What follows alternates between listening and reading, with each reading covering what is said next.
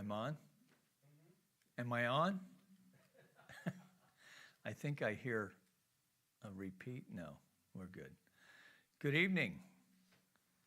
Reverend Dr. Michael McMorrow coming to you live from the sanctuary at the Center for Spiritual Living in Granada Hills, California. That's in the North San Fernando Valley, a place where we welcome all who practice their beliefs in faith and love. And it's nice to have you joining us here this evening in the room and online.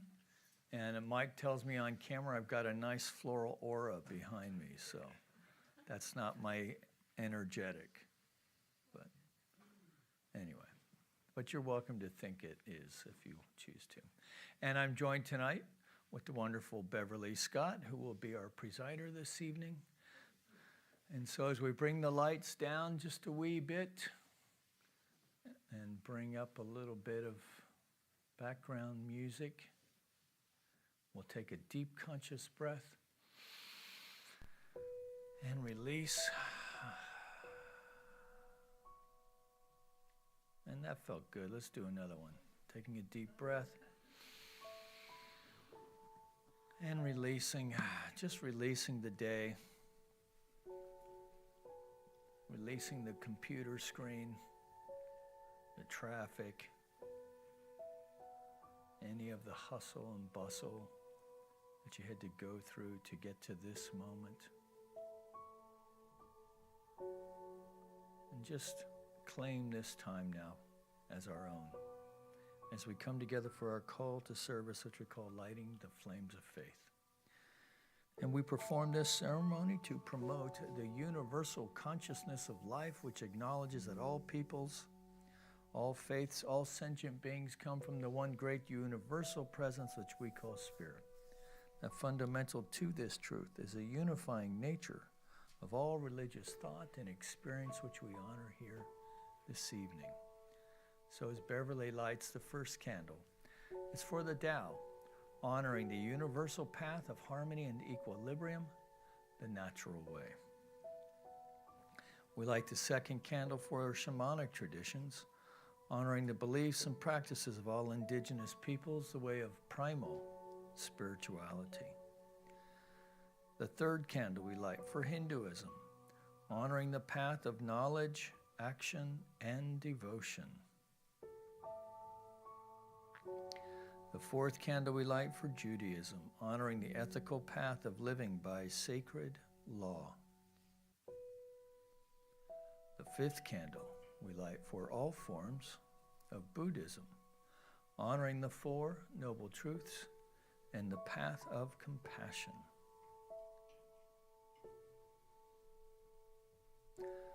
We light the sixth candle for all forms of Christianity, honoring the Christ consciousness as the path of love. We light the seventh candle for all forms of Islam, honoring the path of submission to the will of God as the highest calling. We light the eighth candle for the universalistic religion of Baha'i, honoring the path of unity and peace. We light the ninth candle for all forms of New Thought, honoring the metaphysical path of mental healing through the practice of universal spiritual principles. And the 10th candle we light for all those who are as yet unaware of the power and presence of Spirit in their lives, for the space we hold for them here in our sanctuary, within our online community, and of course within our own hearts. And as Beverly lights a healing candle, please put silently into the light the names of anyone you wish to have experience the healing flame of God's eternal love.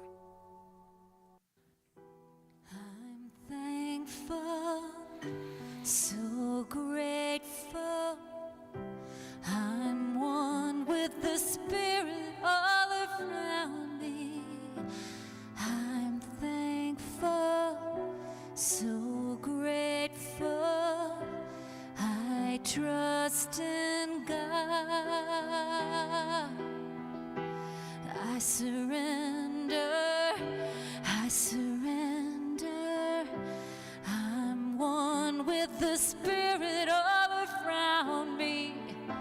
I surrender, I surrender.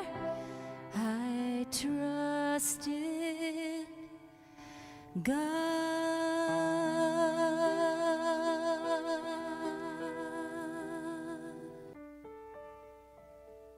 Let's take this moment to turn within, taking a deep breath and releasing it as we take this moment to recognize and acknowledge our Heavenly Father and all the good that flows to us from the special Creator. This one power is available to all. It flows through me as self, as light. I am a light unto this world. And the universe is mine. The universe is yours. The universe is ours. And what we do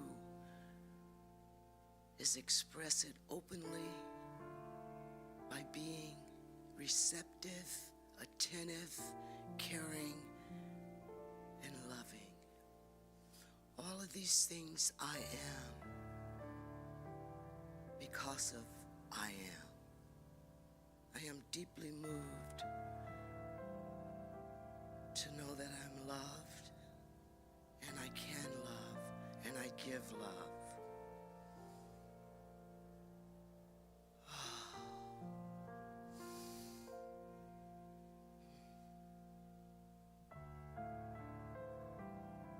I want to release this truth, this special energy that flows so freely and so readily available. Knowing that infinite spirit is all there is, everywhere present, moving, doing, being. This is true for all of us. At this time, I take a moment to thank Spirit for blessing each and every one of us with perfect health. Whatever we're going through, Spirit is moving through us as self, making it possible for perfect health, a healing consciousness that all is well. For as we walk in this light, knowing that the universe only knows to say yes to each and every request that is put forth with love and kindness, the answer is always yes. I release my word into the activity of law, knowing without a shadow of a doubt that my word is true, instant, and completely manifest. Join me in saying, and so it is.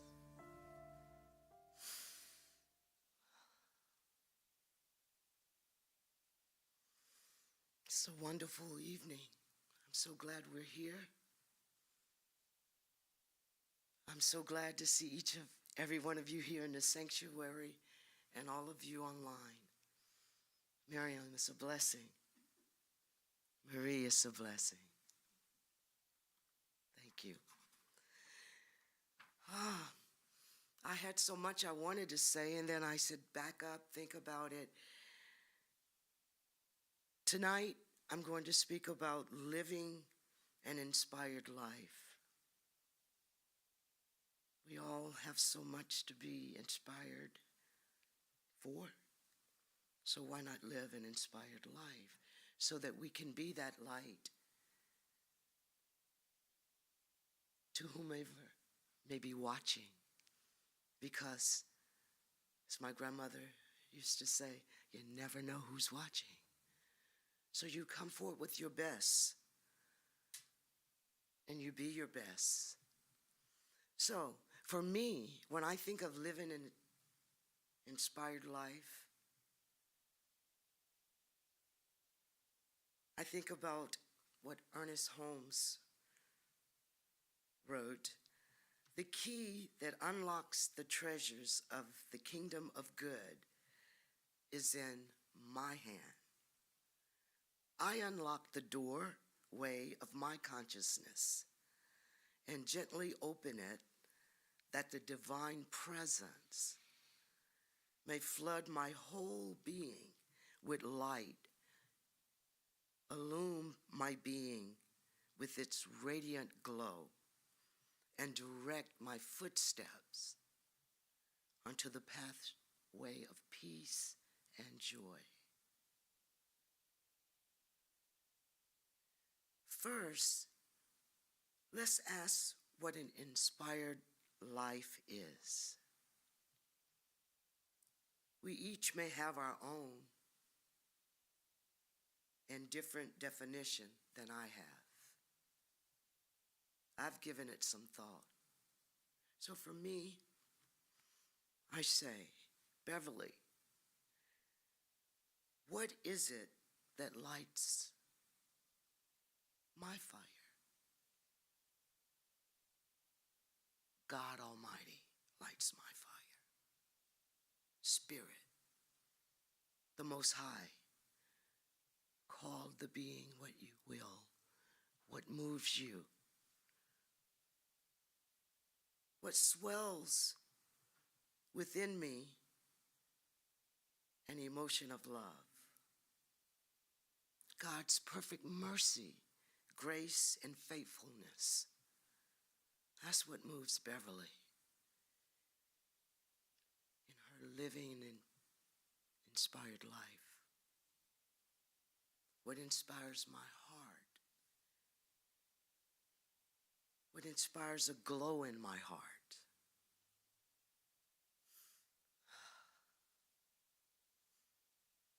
Love, peace, harmony for all beings. That's what inspires a glow in my heart. What brings Beverly bliss? What brings me bliss? Living an inspired life through grace. It's by grace that I'm here. The grace of God. And I'm so grateful and thankful. I realize the divine influence is presenting itself to me as itself. I allow it to express in expansive ways that I have not even before imagined. And I find that to be good, very good. I'm open at the top. I have a beginner's mind. I want to grow. I want to expand. And I shall. I am, by living an inspired life.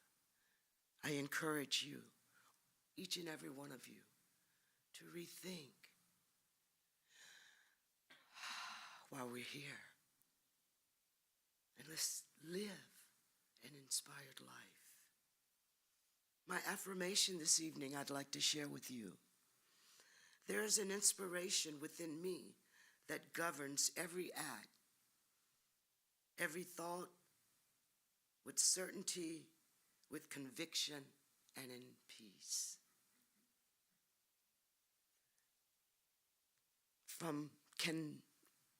We talk to God, page 40, paragraph 3.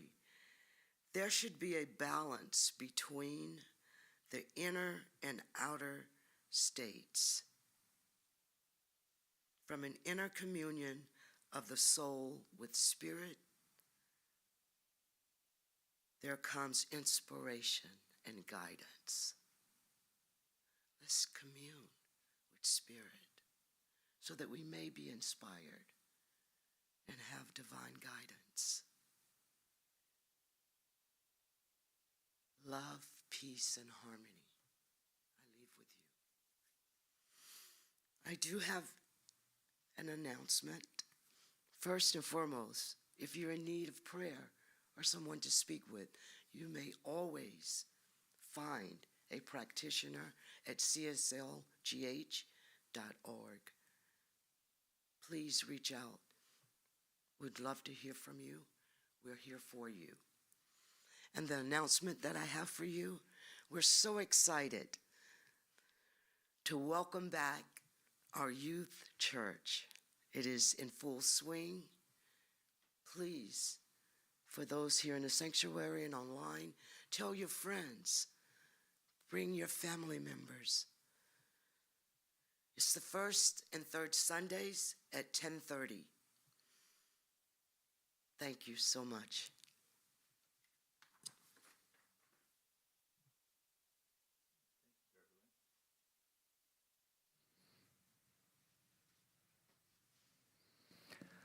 So last week, being February 1st, was St. Bridget's Day, and I was all set to do this whole thing, but I forgot the book this was left at home, which is unfortunate because it's got some great stuff in it. And as I'm reading the book, I'm thinking, Sacred Earth, Sacred Soul, it's from a Celtic perspective. And mostly because of the connection to the land that Celtic people had, and also because of my own affinity and connection with that culture. So I decided today that I'm just going to keep working with this until we get through to the equinox, because there's just a lot of really great stuff in here.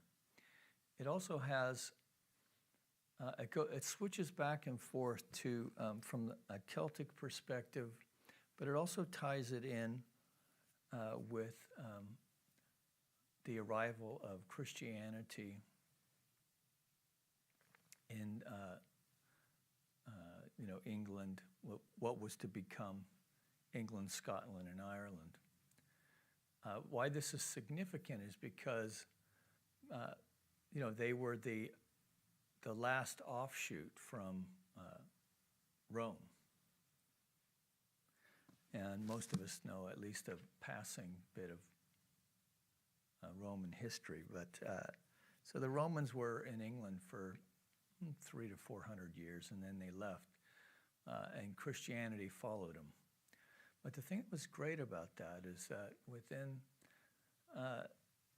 Christianity, which in many ways gets a bad rap today, I think mostly because of some of the dogmatic stuff that's been hung on it.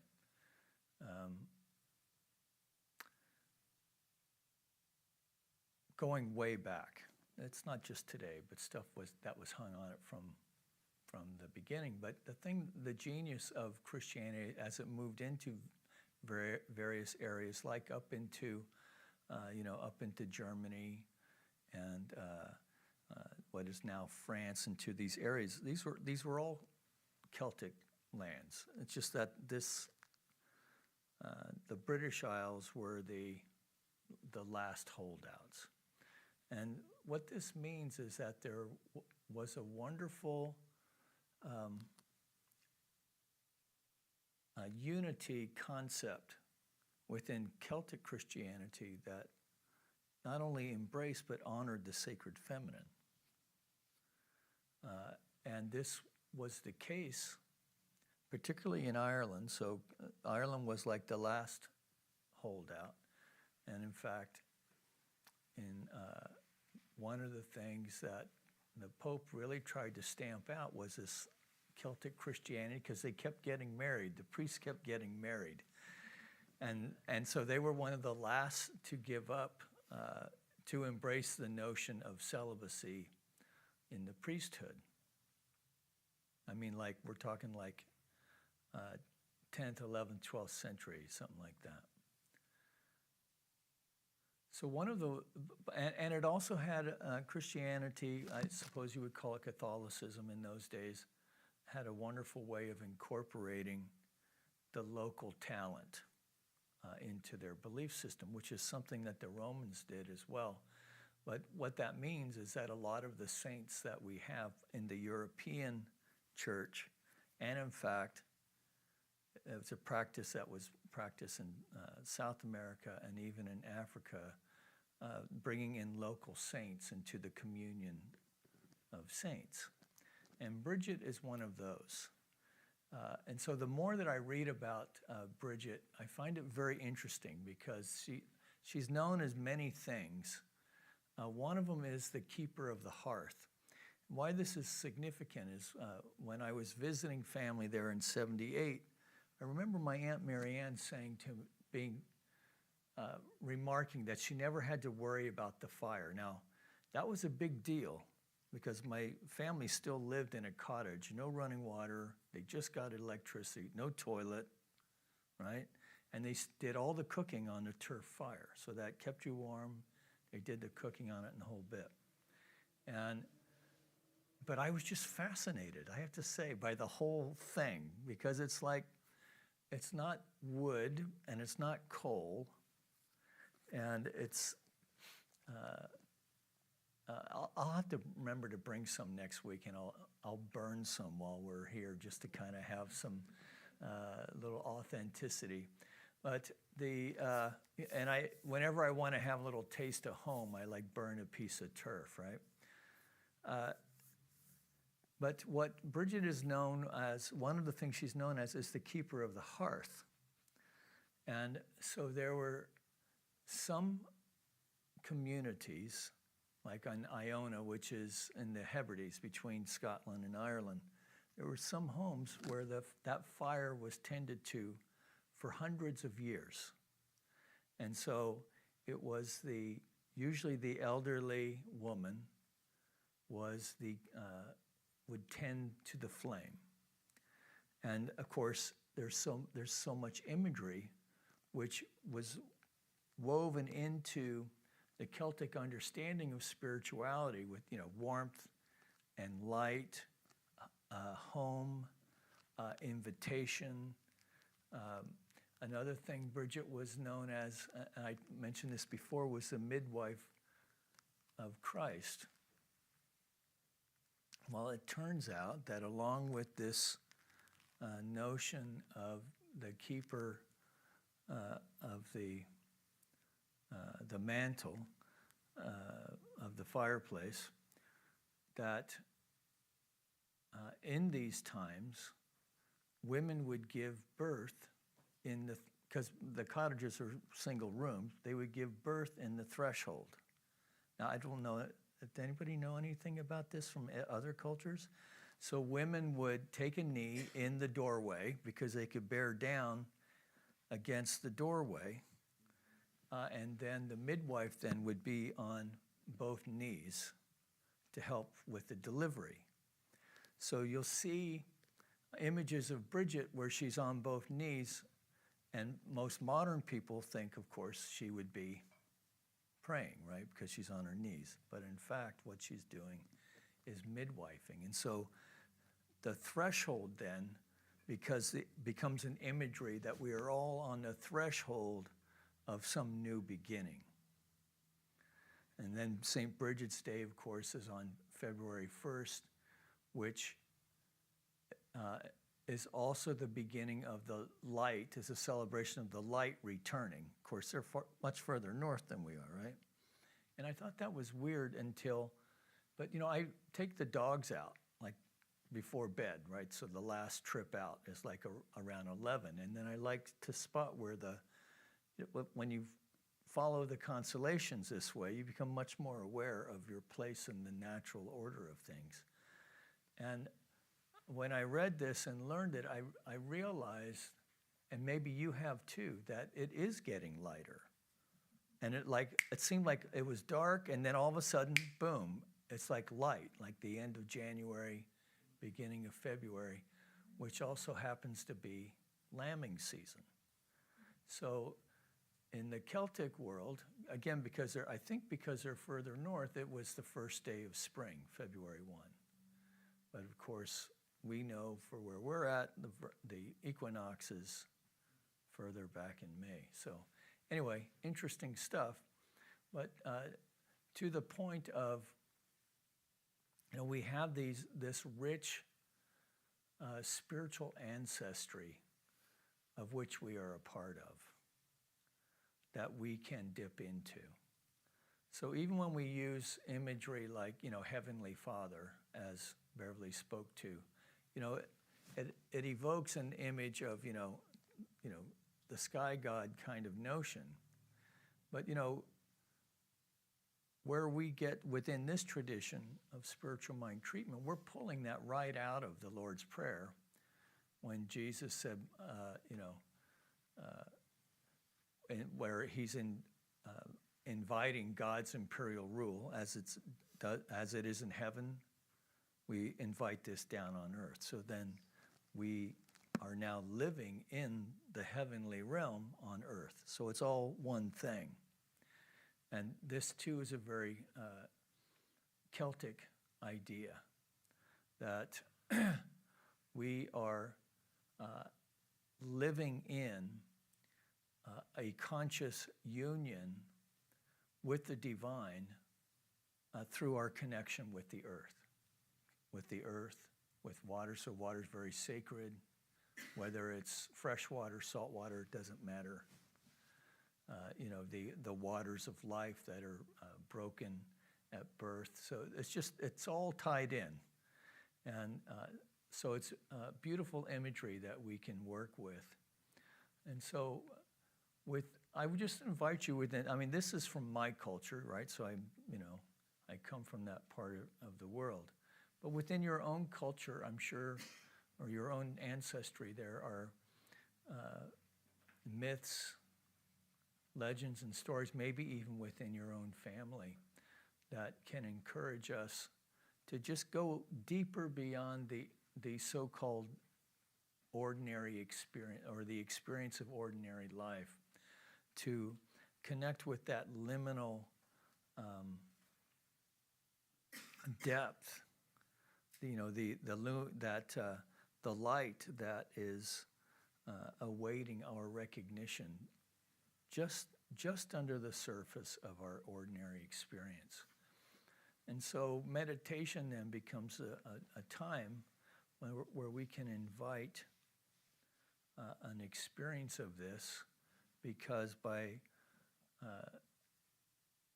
slowing the activity of the body and the activity of the mind through focusing on the breath, the mind begins to still, and then all kinds of interesting things have an opportunity then to make themselves known. So why don't that's a lot more than I thought I had to say about that tonight, but let's go ahead and take a deep breath as we allow ourselves to get comfortable in whatever position. Just getting our wiggles and jiggles and giggles out, allowing ourselves to sit in an erect fashion, free of tension. So we're not fighting to keep a pose, but instead finding an asana or a position that is comfortable, that helps to facilitate that stillness.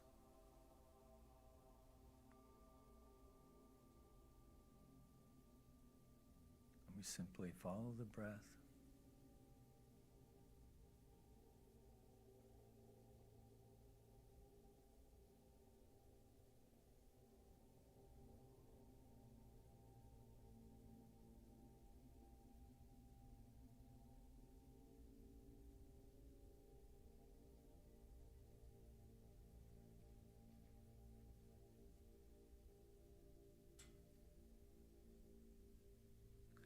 As we follow the breath,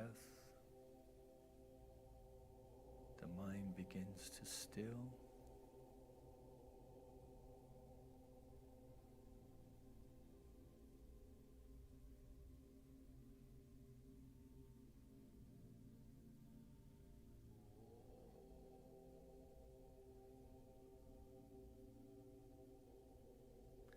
And so,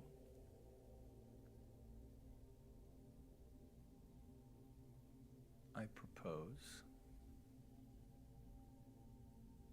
we allow ourselves to consider as we move into our meditation to connect with that within us that is an expression of the sacred feminine.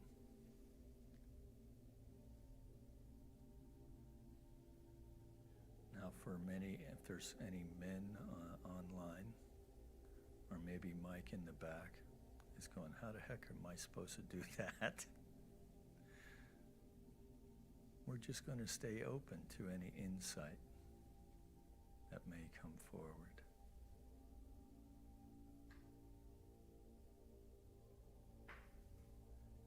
Any insight from our ancestral memory.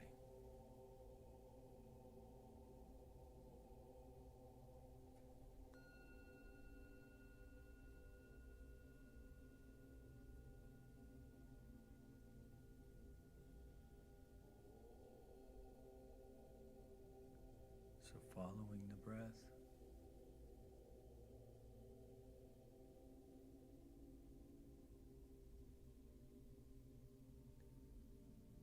staying open to whatever presents itself in this meditation this evening.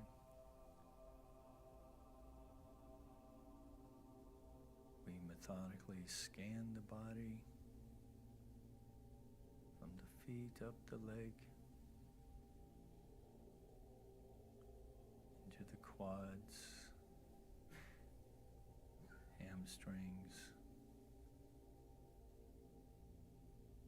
We find any tension, we can just simply breathe into it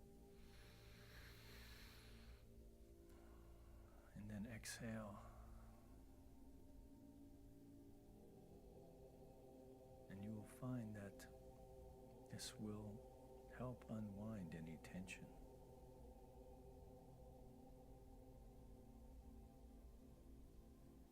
Into the sit bones.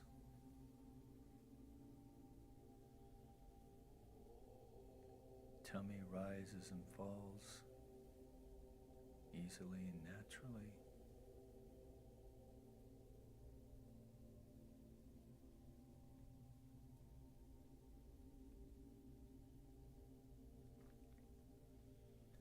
Into the sit bones, up the spine.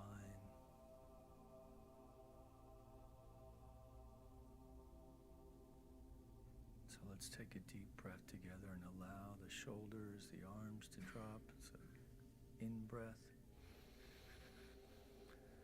and release.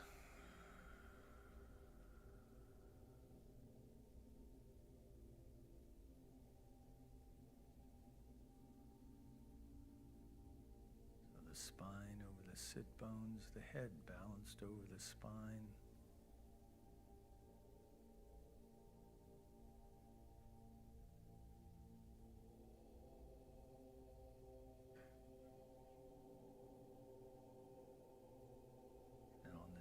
Exhale, just let your face release.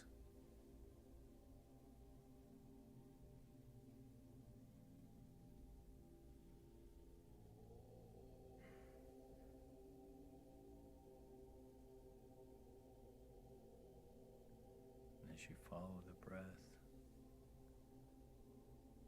you may become aware of a tingling above the eyebrows or the crown of the head.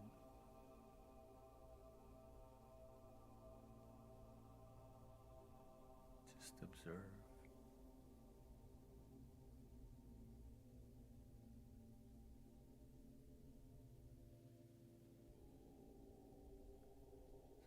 one more deep breath together for the final release as we move into the silence. And then focus our breath on the exhale. So breathing in and release.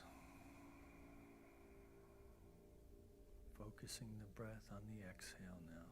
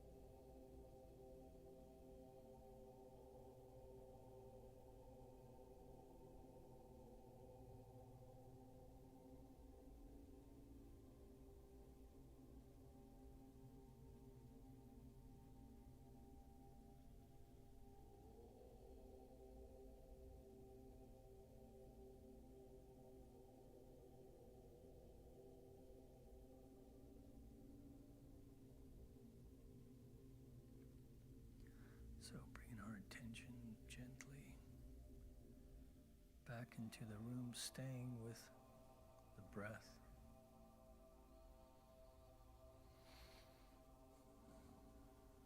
Bringing our attention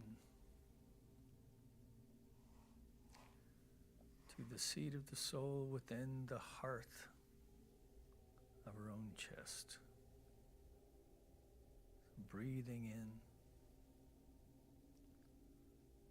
the light of the divine, commingling with the light within our own heart, tending to the sacred fire within.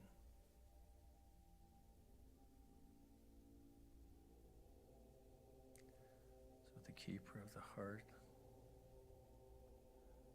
Saint Bridget, the divine feminine with Mary,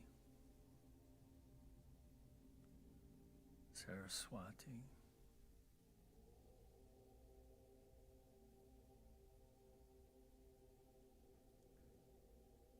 just staying with the breath and allowing this light of the divine to expand within us, to feel that light and the fire, that divine flame within, enkindling every aspect of the body temple. That we feel the energetic, the radiance, the warmth, the luminosity, activating in every atom, every molecule, every cell, every organ, every muscle activated now. With the sacred light of the divine, at this light extending on beyond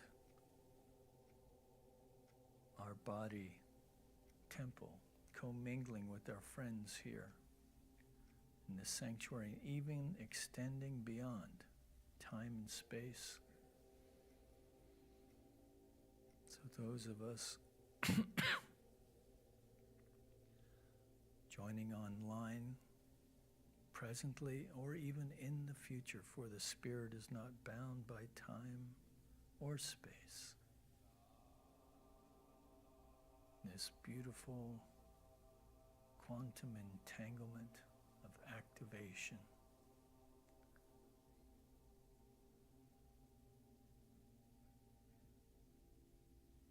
So we allow the body now to experience an alignment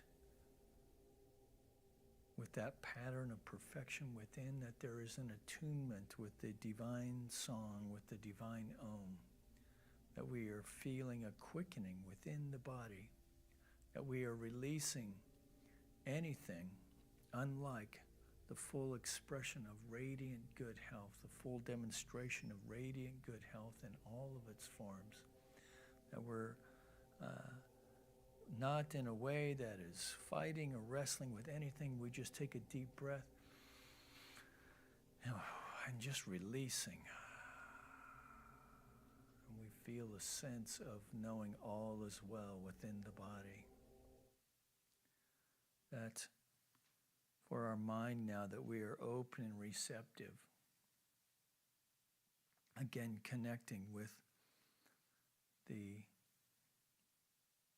sacred feminine as the principle this evening, that we are open and receptive for those new seed thoughts implanted within our minds,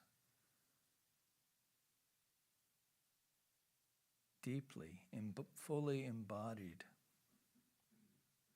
awaiting our recognition of it either now or in the near future.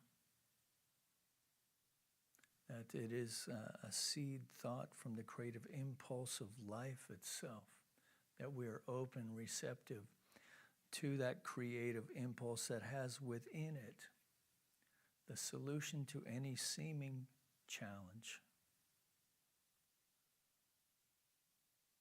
that we may be considering,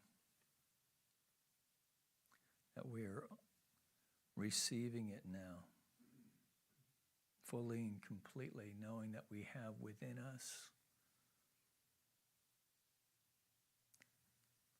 the gift of insight and intelligence to identify and activate this thought. We take a deep breath and release that. Knowing now further that our heart is opened this evening in a new and significant way, opening up to the divine feminine, the sacred feminine within, as we know for our relationships, that they are experiencing a deeper sense of connection, of an expression of true love that has within it a sense of mutual respect, of joy and delight, recognition of the genius of the divine and expression of the other in heart, in mind, and soul. We take a deep breath and release that. And so just knowing generally for our own sense of well-being in the way that we move through the world, that we recognize and know that there is but one power, one presence, one source, one life, one light. It is the living intelligence, the wellspring of love itself, both impressing and expressing itself in, through, and as all of life, that we are one with it, that we are that we understand that all that the vast ocean of consciousness that God is present within each one of us. That drop, that same drop of the seawater that contains all of the ocean, that we are the individualized expression of the one. And so in this way, we know that we are restored this evening in body, mind, and soul in ways known and unknown, and that any obstacles, known or unknown, standing in the way of it are dissolved now, and that we are stepping over the threshold into a deeper, newer expression of life, that we are midwifing now our greatest yet to be. That we welcome this opportunity to this new life full of insight, connection, creativity, and love. That we just feel a sense of connection in this moment, of deep sense of gratitude. Gratitude with our friends joining us this evening, and within this moment that we've had to spend within our own understanding of this one Spirit. That we recognize it as good and very good. So with one more breath then, we just release all of it. Know that we're releasing it unto the mind of the living Spirit, that aspect of the Spirit that knows only to say yes as the law of its own being, that we just release it and let it go. That we know further as we leave here this evening, that we arrive home safely and in good order. That as we make our ways through the rest of this evening, finding our way to our bed, that as our head hits the pillow, we drift off easily, effortlessly to sleep, sleeping deeply, restfully, dreaming sweet dreams, that we awaken feeling refreshed, revitalized, fully restored, with a sense of vim and vigor and a zest for life. Taking one more deep breath for the final release now. In deep gratitude and confidence, we just let it all go now, knowing it is done, knowing it is so. Together we acknowledge this by saying, and so it is. Amen. And so thank you for joining us tonight, whether you're joining us online. Of course, those of you who've made your way to the sanctuary tonight, there's Always room for one more if you're watching in local. If you want to check us out on Sunday mornings, you just hit that subscribe button and the notification, and you'll get a notification around 10:25 when we live stream our Sunday service, music, and the whole shoot and match. If you're here locally, we also have a service at 9 a.m. And we offer child care on the off Sundays where we do not have youth church. So youth church, as Beverly was saying, is the first and third Sunday of the month. We had a nice kickoff last weekend. So we're back in action and ready for you to join us. So thank you again for being here this evening. Thanks to you online. Peace and blessings. We'll see you next time.